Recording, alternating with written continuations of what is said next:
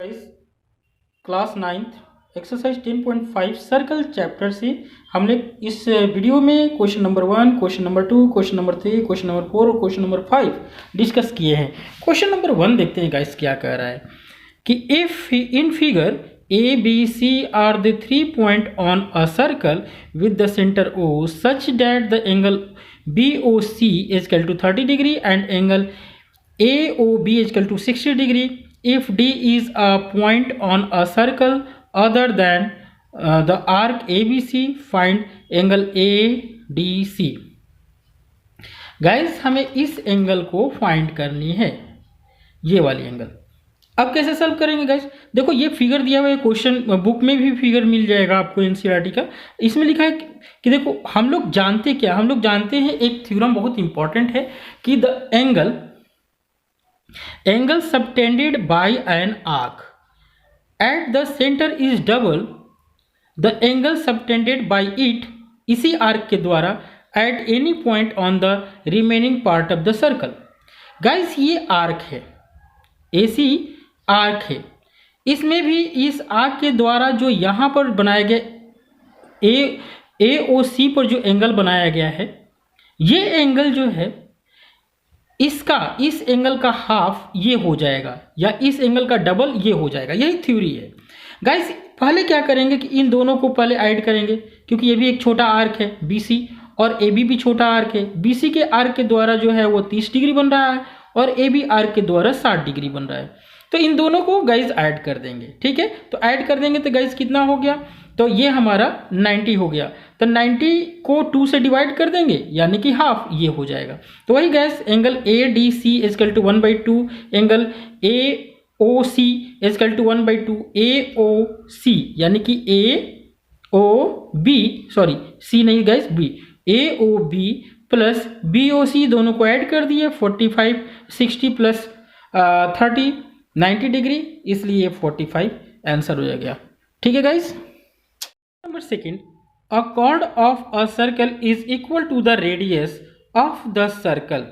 Find the angle subtended by the chord at the point on the minor arc and also at the point on the major arc.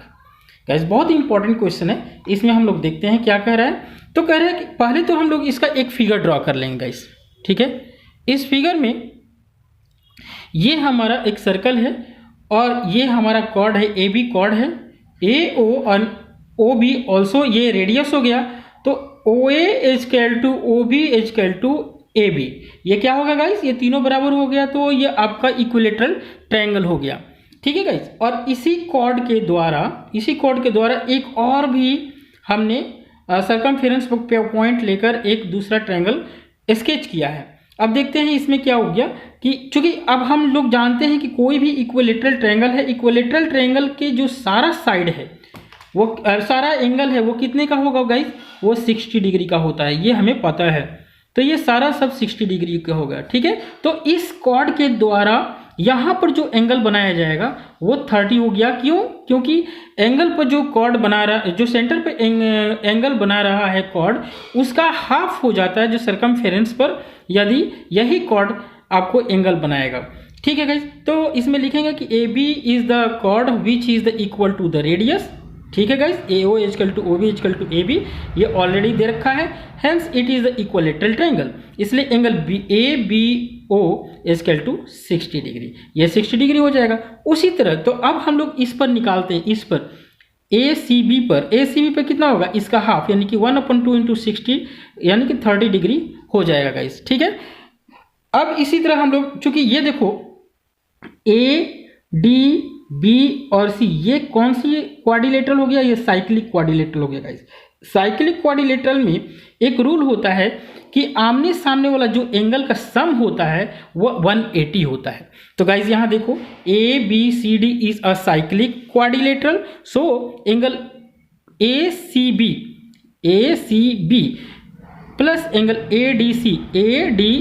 ADB इन दोनों का सम करेंगे तो 180 के बराबर होगा। इसलिए angle ADB plus 30 degree is equal to 180 degree, 180 degree angle A D B equal to 180 minus 30 equal to 150, that is angle D equal to 150 angle, answer आ गया 150 डिग्री। ठीक है। Third, in figure P Q R equal to 100 degree where P Q and R the points on a circle with the centre O, find O P are. हमें ओ P are guys ये हमें find करना है, ये वाली angle. ठीक है guys, concept जान लो गाइस। इसमें क्या है कि चूंकि ये देखो ये 100 डिग्री है, 100 डिग्री है, तो इसकी रिफ्लेक्स एंगल 200 डिग्री होगा, क्योंकि कॉर्ड के द्वारा जो सेंटर पर बनाया गया एंगल है वो यहाँ पर हाफ हो जाता है। तो यहाँ पर जब हाफ है 100 है तो यहाँ 200 हो जाएगा, और 180 200 हो जाएगा गाइस। तो ये एक सेंटर पर, एक पॉइंट पर कितने डिग्री का एंगल बनता है? 360 डिग्री का एंगल बनता है गाइस। ये सब 360 का है, तो 360 में 200 को माइनस करेंगे तो कितना हो जाएगा? 160 होगा गाइस। ठीक है, तो अब देखो ये एक क्वाड्रिलेटरल, ये जो ट्रायंगल है ये ट्रायंगल बन गया गाइस, है ना, पी, तो वो ट्रायंगल बन गया गाइस, और ट्रायंगल बन गया तो इसका मतलब हो गया कि triangle, therefore triangle P Q are is the isosceles triangle. ये एक आइसोसेलेस ट्रायंगल बन गया, hence angle OPR is equal to angle ORP. We know that the angle POR plus OPR plus angle ORP is equal to 180 degree, यानी कि इन सब का सम 180 हो जाएगा। ठीक है गाइस, इसलिए angle OPR plus angle OPR plus angle 160 degree is equal to 180 degree. हम लोग एंगल POR के जगह पर OPR डाल दिए और ये दोनों ऐड हो गया, 2 एंगल OPR हो जाएगा गाइस, और ये 180 minus 160 degree is equal to 20 degree हो जाएगा। तो angle OPR is equal to 20/2 is equal cut जाएगा गाइस, 10 डिग्री एंगल हो जाएगा। इसलिए angle OPR is equal to ORP is equal to 10 degree, answer हो गया गाइस। ठीक है, अब नेक्स्ट क्वेश्चन देखते हैं गाइस इसमें। तो नेक्स्ट क्वेश्चन है गाइस कि in triangle ABC 69 degree angle ACB is equal to 31 degree, find angle BDC। Guys triangle, in triangle ABC इसमें देख लेते हैं। तो ये एक हमारा जो क्वेश्चन में दिया हुआ है NCERT में, ये ट्रायंगल है, ये BC A और C है, जिसमें एंगल ABC जो है वो 69 डिग्री है, एंगल AC और B है वो आपको 31 डिग्री है। गाइज इनको हम लोग जानते हैं कि तीनों एंगल का सम जो है 180 होता है। तो हम लोग angle ABC plus angle BAC plus angle ACB is equal to 180, इन तीनों एंगल का सम 180 हो गया। 69 डिग्री है गाइज, फिर उसके बाद प्लस BAC ये हमें नहीं पता है, इसको निकालना है, प्लस 31 डिग्री ये रहा, 180 डिग्री कर देंगे तो एंगल BAC प्लस 100 डिग्री हो जाएगा। इन दोनों को ऐड कर लो गाइस, 31 और 69 को 100 डिग्री, तो ये 180 डिग्री हो गया। तो BAC is equal to 180 minus 100 degree.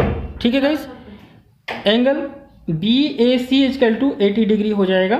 तो यहाँ पर गाइस हमारा 80 डिग्री हो गया। ठीक है, अब ये 80 डिग्री हो गया, तो ये एंगल और ये एंगल दोनों एक समान होगा, क्योंकि एक ही कॉर्ड पर जब एक से ज़्यादा एंगल बनता है सर्कमफेरेंस पर, तो वो सारा के सारा एंगल बराबर होता है। And we know that the angle in the same segment are equal, इसलिए एंगल